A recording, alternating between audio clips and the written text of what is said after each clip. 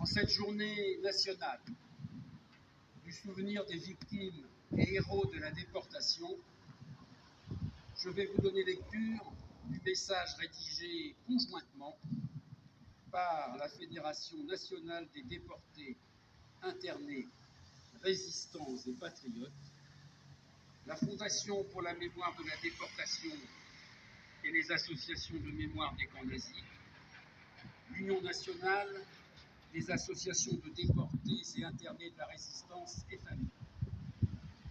Ouvrez-le.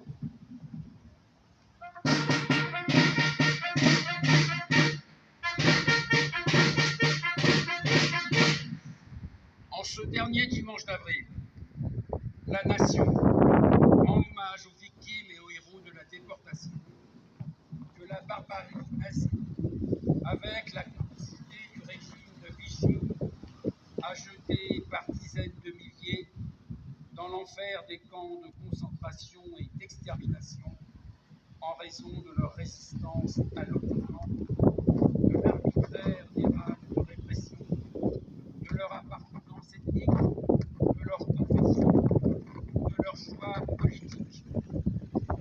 Cet hommage puise sa force dans l'évocation des valeurs portées par les derniers rescapés des camps et par leurs camarades disparus. Le respect des droits humains, la dignité et la liberté, la tolérance, l'égalité et la fraternité. Ils ont, pour beaucoup d'entre eux, payé de leur vie leur attachement à la France. Les survivants se sont résolument engagés pour la construction d'une Europe unie et pacifique, gage de solidarité entre les peuples. Le destin tragique des déportés doit interpeller la conscience et la raison de toutes les générations, car le combat n'est pas terminé.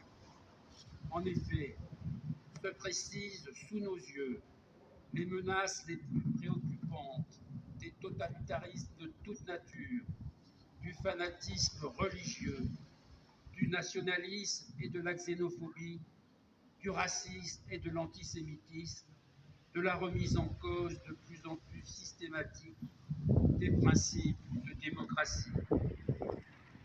L'actualité nous le rappelle cruellement. Les forces destructrices des dictatures s'attaquent à la souveraineté et à la liberté des peuples dans le monde. Sur notre continent, le martyre actuel du peuple ukrainien, dont le patriotisme et la résistance héroïque à l'agresseur forcent le respect, doit nous inciter à faire preuve d'une vigilance accrue. Tous les efforts doivent tendre à l'instauration d'une paix juste et durable pour tous les peuples, comme l'avaient espéré les déportés à leur libération.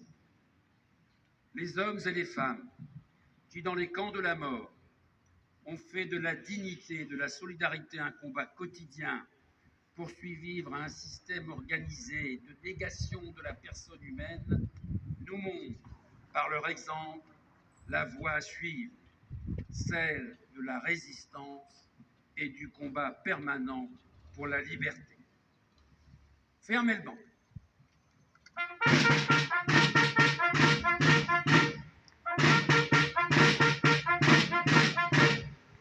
Faites mettre au repos, les cérémonies se poursuivent